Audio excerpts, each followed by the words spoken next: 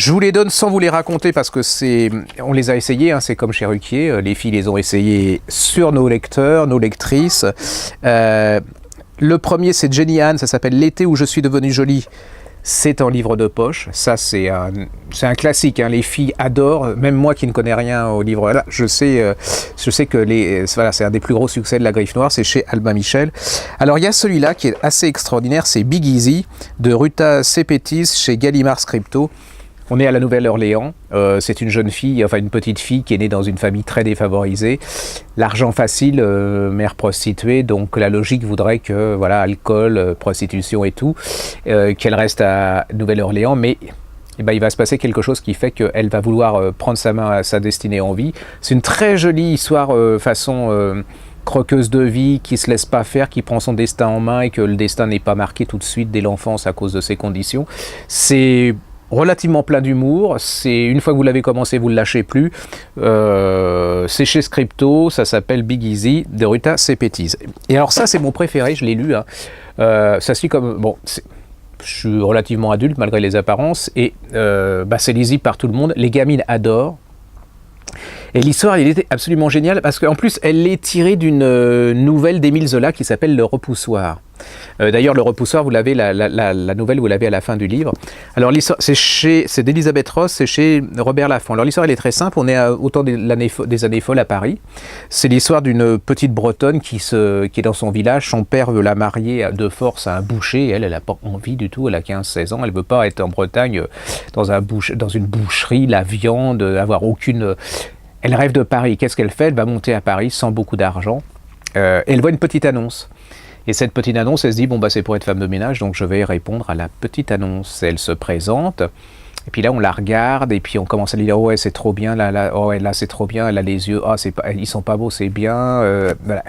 Apparemment, il y a quelque chose qu'elle comprend pas. On commence à lui faire mettre des vêtements qui sont immondes, on lui change ses vêtements, mais des genres pas possibles, quoi. Et là, elle va se rendre compte qu'elle est dans une agence de faire-valoir. C'est extraordinaire, c'est-à-dire que la grande bourgeoisie, l'aristocratie parisienne, quand elles ont des jeunes filles, pour les marier, pour les faire rentrer dans la grande société, pour montrer combien elles sont belles, elles louent des personnes moches. Là, elle en prend plein la tête. Hein. Elle va essayer de se tirer là-dedans parce qu'elle dit c'est pas possible. Elle est vexée au maximum. Elle va rentrer dans une blanchisserie. Et là, la blanchisserie, le métier, il est terrible, terrible. Là, c'est une bonne description des conditions des femmes qui venaient de la campagne à Paris sous la Belle Époque, ce qui n'avait rien du tout de la Belle Époque hein, pour ces gens-là, parce que ils travaillaient beaucoup dans la buée, l'humidité. Les gens étaient immondes, ils étaient presque pas payés. Donc là, vous avez, c'est pas anodin ce genre de roman. Et puis elle se dit je peux pas continuer comme ça, je vais retourner à l'agence. Et puis il s'avère que elle va plaire particulièrement à la mère d'une jeune aristocrate. Elle va la prendre chez elle. Elle va être à côté de sa fille. Ils vont la rhabiller. Elle va porter des bijoux. Elle va servir apparemment de faire valoir, mais la machine elle va se gripper. Ça va pas fonctionner comme ça. Elle va rencontrer un jeune musicien qui va la faire pénétrer. Alors ça, c'est bien pour leur faire découvrir la chose.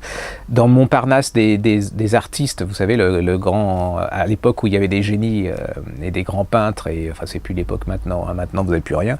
Et puis, c'est l'époque aussi... Alors, vous allez pénétrer dans ce milieu, c'est pour les gamines, mais qui ne connaissent pas du tout cette époque. Donc, c'est une bonne leçon d'histoire. Vous allez voir la Tour Eiffel qui grandit petit peu par petit peu. On est certain que ça va disparaître un an après l'exposition universelle.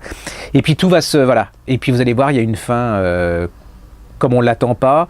C'est un livre d'histoire en même temps, c'est un livre d'amour, c'est pour les ados, hein, ça fonctionne à mort. Alors pour Noël, moi je trouve que c'est le cadeau parfait, c'est-à-dire que c'est intelligent, c'est passionnant, et puis ça leur fait découvrir une époque que personne connaît, et puis c'est romantique, puis c'est un beau livre sur la différence, sur la laideur, sur une autre époque où tout le monde doit être beau à la Nabilla, vous voyez, cette espèce de... Oh, mon Dieu, voilà. C'est un peu ça, quoi, c'est-à-dire ce qu'elle critique dans ce livre, c'est là, mais à cette époque-là, et ça existait déjà à cette époque. C'est superbe, et puis la petite nouvelle de Zola, Le Repoussoir, est excellentissime, c'est chez Robert Laffont.